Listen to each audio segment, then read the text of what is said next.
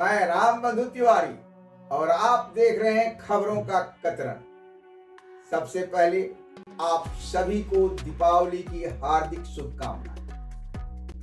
आज का ये एपिसोड है बिहार चुनाव 2025 का दिवाली स्पेशल संस्करण, जहां हम लेकर आए हैं बिहार की राजनीति की 10 सबसे बड़ी और असरदार खबरें। वे खबरें जो आने वाले चुनाव की दिशा और दशा दोनों तय करें। तो आइए बिना किसी देर के सीधा रुख करते हैं आज की पहली खबर की। चुनाव आयोग ने बिहार को बना दिया इंडिया का डेमोक्रेसी लैब। हर बूथ पर 100% वेबकास्टिंग, मोबाइल फोन की आंशिक अनुमति और उम्मीदवारों की फोटो वाली ईवीएम। अब मतदाता सिर्फ वोटर नहीं, एक जिम्मेदार दर्शक भी। बिहार का यह मॉडल बाकी राज्यों के लिए प्रोटोटाइप है। लोकतंत्र में पारदर्शिता बढ़ी है और मतदाता को जिम्मेदार भूमिका में। यह सुधार मतदाता जागरूकता और मतदान प्रक्रिया की विश्वसनीयता दोनों को मजबूत करेगी। टाइम्स ऑफ इंडिया अपने 17 अक्टूबर के रिपोर्ट में बताती है कि प्रशांत किशोर की जन सुराज पार्टी पहली बार बिहार के पारंपरिक सोशलिस्ट ढांचे को चुनौती दे रही है।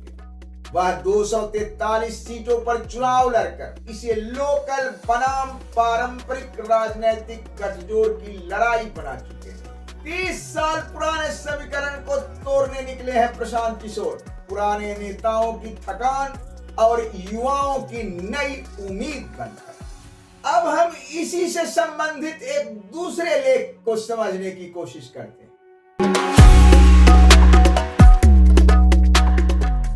एक्सप्रेस अक्टूबर 15 में एक लेख नीरजा चौधरी का प्रकाशित किया, जिसमें कहा गया है कि नीतीश कुमार 2 दशक से बिहार में टिके हुए, इसलिए कि महिलाओं वाले वोट बैंक और सुशासन की छवि उन्हें अलग बना दी। वाकई यह ठीक बात।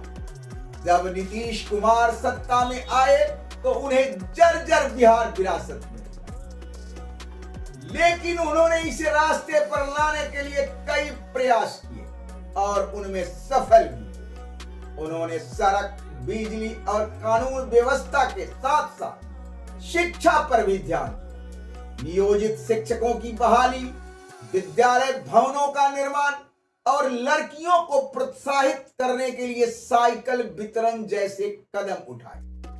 विद्यार्थी अब स्कूल ड्रेस में आने लगे और इसी वजह से उन्हें सुशासन बाबू का तमगा मिला।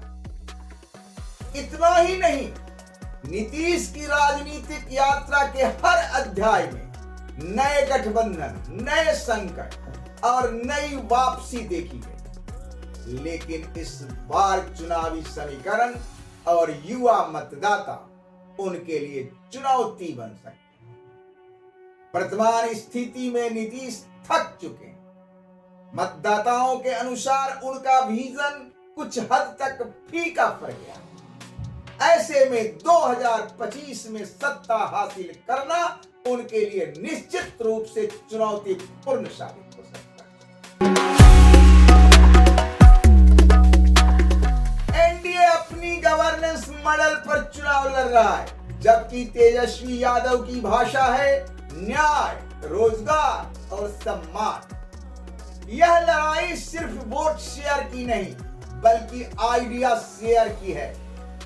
काम की राजनीति बनाम हक की राजनीति। बिहार में चुनाव का स्वरूप अब विचारों पर आधारित हो रहा है, यानी जन सुराज अपनी अभियान चला, चुनाव का दिशा मोड़ दिया है।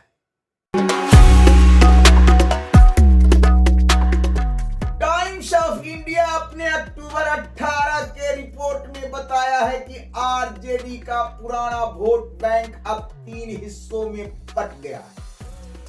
जनसुराज ओवैसी का जीडीए और आरजेडी का हिस्सा। बिहार के हर चुनाव में मुस्लिम वोट बैंक निर्णायक भूमिका निभाता रहा, लेकिन इस बार राजद के लिए यह समीकरण टूटता हुआ नजर आ रहा। यह वोट बैंक 3 हिस्सों में बंटता दिखाई दे रहा। जनसुराज, ओवैसी और राजद, इस टूट से गठबंधनों के लिए चुनौती पैदा हो रही, यानी नए खिलाड़ी राजनीतिक परिदृश्य को बदल सकते। पीके ने दावा किया कि महागठबंधन तीसरे नंबर पर रहेगा। मुख्य मुकाबला एनडीए और जनसुराज के बीच होगा। पीके बोले, अब लड़ाई दिल्ली पटना की नहीं, जनता बनाम पुराने सिस्टम की है। ग्राउंड रियलिटी यह कि पीके के वोटर धीरे धीरे बढ़ रहे हैं। अतः राजनीतिक पंडितों के अनुसार यह प्रशांत किशोर के आत्मविश्वास और महागठबंधन की कमजोरी दोनों झलकती है। बीबीसी के 15 अक्टूबर रिपोर्ट के अनुसार युवा मतदाता इस बार पिछले नारों पर भरोसा नहीं कर रहे हैं। 18 से 29 आयु वर्ग के वोटर्स में 70% रोजगार की प्रमुख मुद्दा बता रहे हैं। बिहार का युवा अब कास्ट नहीं, काम का वोटर है।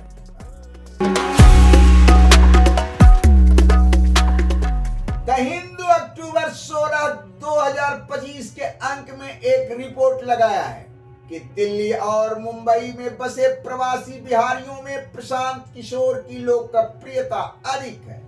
यानी माइग्रेशन अब केवल आर्थिक नहीं बल्कि राजनीतिक भावना भी बन चुका है। छठ सामने है, यह मतदाता वोट करके ही लौटे और इनके मत चुनावी परिदृश्य को प्रभावित कर सकते हैं।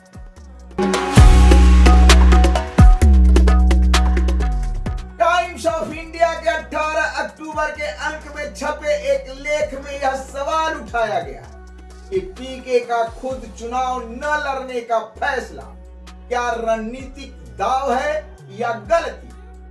यह कदम उनके सोशल इंजीनियरिंग पर भरोसे को दर्शाता है। दरअसल कभी कभी शतरंज जीतने के लिए राजा को पीछे रहना पड़ता है और यही रणनीति पीके की भी लगती है।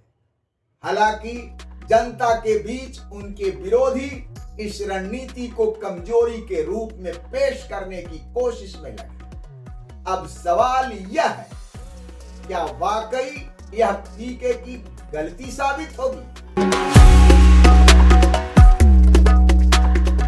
टाइम्स ऑफ इंडिया अक्टूबर 18 के अंक में एक लेख के हवाले से बताया है कि नीतीश कुमार ने फिर साबित किया कि वे गठबंधन राजनीति के सबसे पुराने चाणक्य हैं।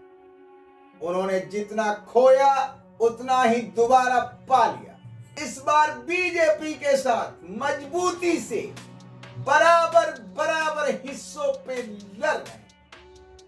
नीतीश ने फिर दिखाया बिहार की कुर्सी बदलती है पर खिलाड़ी वही रहता है। अब इस खबर की समापन विश्लेषण यह कि बिहार की राजनीति अब वोट की संख्या से ज्यादा विचारों और पहचान की लड़ाई बन गई है। चुनाव आयोग के सुधार लोकतंत्र को नई दिशा दे रहे हैं। गठबंधन और छोटे दलों के संघर्ष से चुनावी गणित बदल रहा है। युवा और प्रवासी मतदाता भविष्य की चुनावी परिदृश्य का नया चेहरा है। 14 नवंबर के नतीजे सिर्फ विजेता तय नहीं करेंगे, वो यह भी बताएंगे कि बिहार अतीत के बोझ से कितना आजाद हुआ है। तो दोस्तों, ये थी बिहार चुनाव 2025 की 10 बड़ी खबरें और उनका विश्लेषण। एक बार फिर दिवाली की हार्दिक शुभकामनाएं। अगर आपको यह वीडियो पसंद आया तो लाइक और शेयर जरूर करें। हाँ, चैनल को सब्सक्राइब करना ना भूलें। मैं रामबंधु तिवारी फिर मिलूंगा नई खबरों और विश्लेषण के साथ। तब तक के लिए धन्यवाद, प्रणाम।